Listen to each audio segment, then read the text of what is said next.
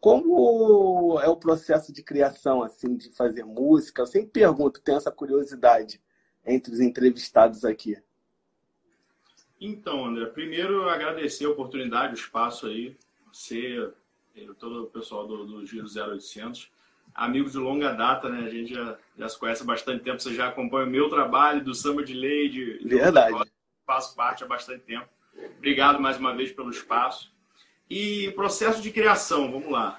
Rapaz, eu componho muito com os mesmos parceiros sempre, Sim. que eu tenho músicas com outros parceiros também, mas a maioria das minhas músicas são com o Daniel Delavusca Daniel de la e com o Fusca. Kaká também, que já passou por aqui, Kaká Nomura. E tem com outros amigos também, mas a maioria das minhas músicas, das nossas músicas, são juntos, são essa trinca, né, que a gente chama. A gente tem até um grupo no WhatsApp dos três, da onde sai essas canções. Rapaz, o Daniel sempre foi esse compositor muito nato e muito talentoso, né?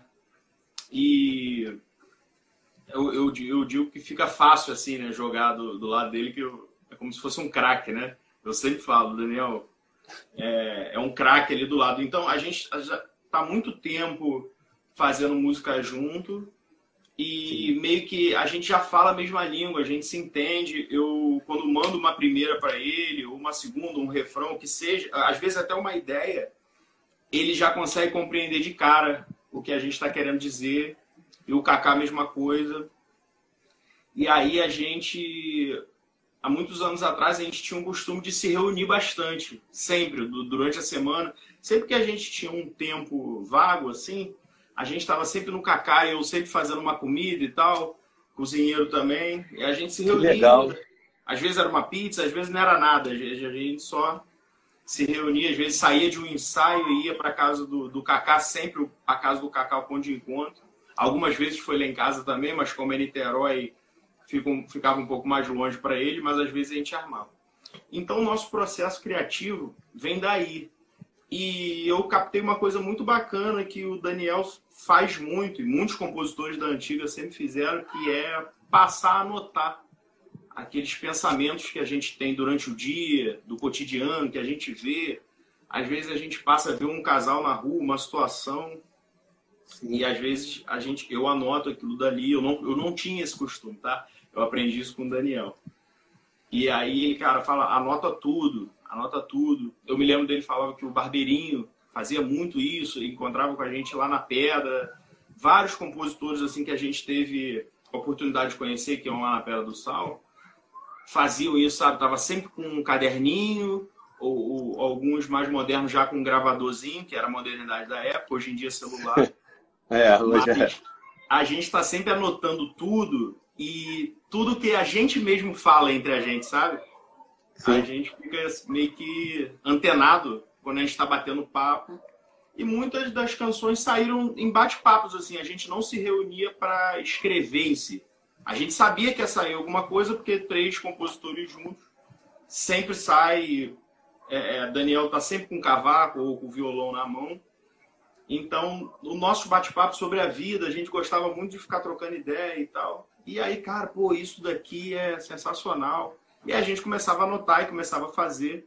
Mas eu comecei a ter essa sacada do processo criativo, de passar a anotar tudo. Até porque já aconteceu situações comigo de eu acordar, eu estar sonhando com uma música inteira, assim, inteira. É mesmo?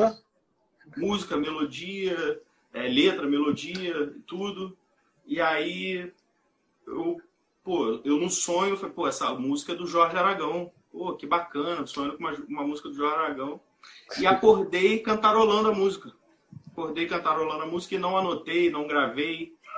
E aí você acorda meio grogue ainda, aquela coisa de acordou, não acordou.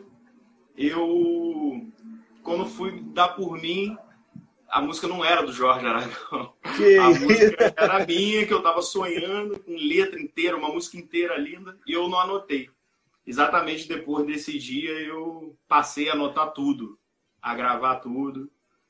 E aí formam várias situações que que fazem esse processo criativo nosso. Mas é assim, essa coisa de observar o dia a dia, o cotidiano, as próprias coisas que a gente fala.